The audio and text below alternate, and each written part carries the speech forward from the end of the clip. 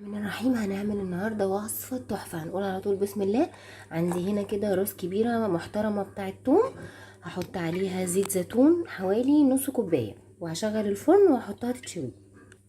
يبقى عايم كده زي ما انتوا شايفينه. هدخله بقى نص ساعه الفرن لحد ما لون التوم عندي يتغير.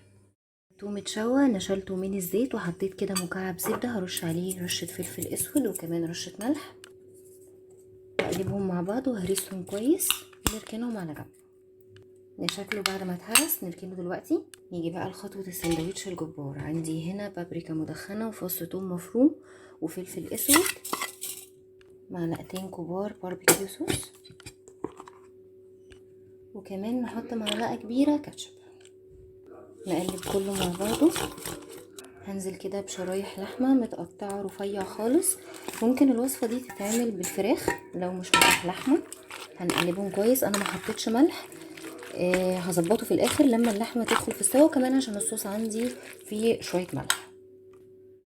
النار فيها مكعب زبده وفص مستكه وكمان شويه زيت اللي احنا كنا حاطين فيهم الثوم.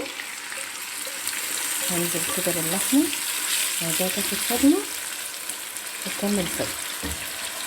عندي استوت، هظبط بس الملح بتاعي وانشلها من الطاسه. في نفس الطاسه نزلت بقطعه زبده، هنزل بقى ببصل متقطع شرايح رفيعه، عليهم معلقه سكر كبيره علشان يتكرملوا مع بعض. على البصل ما يتكرمل هحط طاسه على النار فيها مكعب زبده صغير، وعندي هنا شويه جبنه كان صوص شيدر وخففتهم بشويه لبن، وحطيت رشه بابريكا ورشه فلفل اسود. هفككهم كده بس على النار. الصوص فك معايا خلاص كده، كل حاجه جهزت. كرمل هنزل بقى باللحمه، كل حاجه كده جهزت على التطبيق بس والغرفه في الساندوتش. هنطفي عليها النار. هنجيب بقى العيش الفينو وصوص الثوم اللي احنا عملناه في اول الفيديو، هحطه كده في القاع بتاع الساندوتش واحط اللحمه بسم الله. واخر حاجه احط عليها صوص الجبنه اللي احنا عملناه. عايزه اقول لكم بجد ساندوتش حكايه. انا اخلص كل الكميه بجد، طعمه تحفه. انا خلصت الكميه ولسه كمان في الطاسه بسم الله ما شاء الله نص كيلو لحمه مطلع معايا كميه حلوه قوي.